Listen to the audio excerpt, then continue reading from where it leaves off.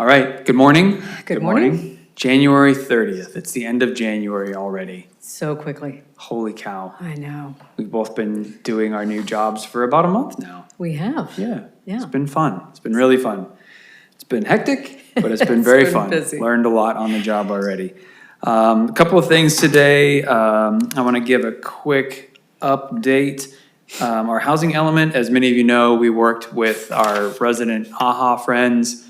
We've been working on an amendment to our housing element to remove the city-owned sites from the project and to increase the opportunities for housing to be developed throughout the city in little smaller chunks. So the amendment, we sent it into the state. We got a letter back from them. It seemed like a scary letter, but I promise it wasn't. We had met with the state a lot of times before receiving that letter. We understood what it was. They were pretty minor changes. So those edits have been done. We're just doing some last minute internal reviews, talking to the AHA group again, getting everyone's eyes on it. And it's likely that next week we'll start the 7-day public review of the revision. And after that 7 days is complete, then we will send it back to the state for review. And once the state says, which we really believe they will this time, once the state says this is ready to adopt, we'll bring it through the process. We'll go to the city council, planning commission, adopt it here locally, and then the state just has to sign off on it finally. So it's really good. I mean, I really oversimplified how complicated and how much work has been put into this. I can't thank everybody enough. Our staff, our resident volunteers who, poured themselves in and became, really well educated on the world of housing. So it's been a wonderful effort. So thanks to everybody. That's going to be drawing to a close very soon, I think. We also, speaking of community-involved projects, the Design Traditions Project, which has been going on for some time, at the last city council meeting, they asked us to get the current draft version that the steering committee had put together at sort of an apples-to-apples, on-par level with the draft that was prepared by the city's consultant a couple years ago. So then we can bring it to the planning commission and get their feedback on the two drafts, most specifically on the functionality and the format and the usability of the two documents, which version seems like it'll work best for them. Are there things about each of them they want to make comments on? Because at the end of the day, the design guidelines are for the planning commission, the planning staff, the development community to understand how to navigate the design process. So we've got a small but mighty strike force team made up of city staff and, again, resident volunteers polishing up that steering committee version. And we are on track for a special meeting of the Planning Commission on February 18th. So we'll notice that out as well. So Design Traditions. And then just next week, really quickly, Marissa, and then I'll hand it over to you. A couple items. So we're going to have a somewhat shorter set of city council meetings next week, which I'm not upset about.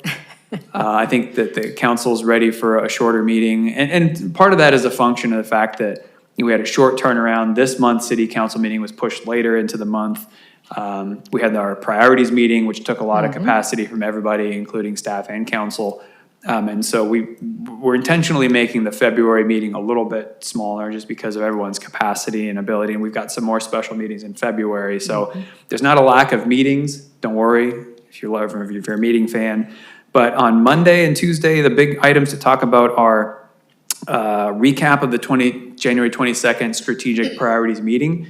So I'll be coming back with what I believe we heard as a team. So we all compared our notes. What we believe we heard from the council were the priorities. We're going to get confirmation from them, and that will give us, that sort of marching order, that playbill, if you will. I keep going back to the analogy of the city staff or a symphony, and I have to conduct that symphony. We're gonna get that list of songs, hopefully from the city council, and what level of priority each song has throughout the year. So that'll be next week.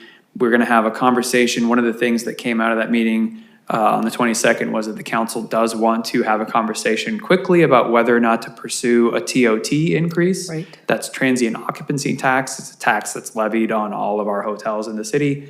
Currently, the city's tax is at 10%, and there's a 2% assessment that the hotels put on themselves to pay for marketing. So the city council will be considering whether or not to pursue an increase from our 10% base rate. That's important. The reason it's timely and they're talking about it so quickly is that will need to go on the November ballot. And so the council will need to give us direction as to whether or not staff should start working on a ballot measure relatively quickly, because when do we have to have the language turned in to the county? I want to say July. I'm pretty sure it's July. We'll say July. I didn't come prepared It's with that July answer. or August. Well, you got to be ready for off-the-cuff questions on this I know, thing. you're right. You know how this You're goes. Really, we really prepare well for this. And the last thing is there'll be an interesting presentation on just population loss and challenges related to that. Councilmember Booter is going to give a presentation. It's something he's been a champion of for a while. All of our council members are very interested in it. It's going to be an interesting topic, and we'll see where it goes from there. But we'll have a conversation about that because as he will talk about, our population in the city has been diminishing over time, especially families with children. This used to be a city where there are kids playing in the street, and you don't see a lot of that these days. Kids are allowed in town. You don't need a permit. So some interesting conversations next week, but again, a lighter agenda next week at City Council. That's what I got. What do you have, Marissa? I got just a couple of things. We had our second Car Week community meeting. We want to thank Chief Trayer for hosting that, and also the community members who attended, and including the Car Week community who was present. So the plan is to come back, well, the chief will come back to the Community Activities Commission on February, and then to council in March. So this should help solidify a plan for this year's Car Week. And obviously the goal is to address the community's concerns, related to the last 2 years Car Weeks that they didn't seem to be too happy with. And nobody was happy. The community was not happy. Specifically with the nighttime stuff. The daytime stuff is pretty well managed. I think, we got to give some kudos to the event organizers and our community activities team. The daytime stuff is pretty well handled.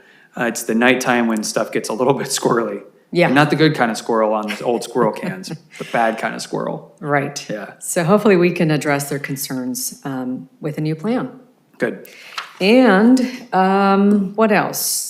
Street addresses work is still ongoing. Okay. A lot is happening behind the scenes. Our Emily Garay, who's the project lead on this, is working hard on this.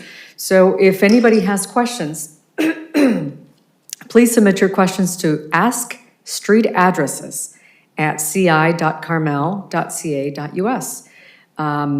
And thank you for your patience. As your question comes in and Emily handles them, please be patient with her. Great. There's a lot of questions to field. There is another walk-in planned at City Hall, just like we had 2 weeks ago, I think. Like an open house kind of Open thing house, here at Chambers? Yeah, okay. For them to come, community to come in, ask questions, get their, get to see what their address number will be. So stay tuned for that. We don't have that planned yet.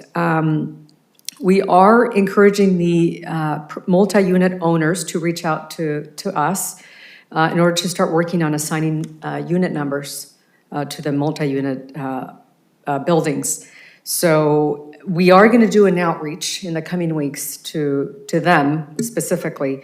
But if you're listening, if you're watching, please feel free to reach out too. So we can start that work together. That's something that the team, the address group has been working on trying to figure out a solution to, is because we can assign an address to an apartment building, but the subunits, are they A's, are they ones, are they, how are we doing that? So we want to try to find some consistency. So if you, like Marissa said, if you own one of those buildings, please reach out. Reach out. Yeah, we'd like to partner with you on that. So. Right. What else? Is that it? That's it. That's great. Sounds like a lot of wonderful stuff. Well, I hope you have a lovely weekend. Thank you for all of your amazing work this last month. You've done a great job. It's been a pleasure to see you working as the assistant city administrator here. Thanks, You've done a very good job. You bet. And for all of you out there, we'll see you around town. See you around.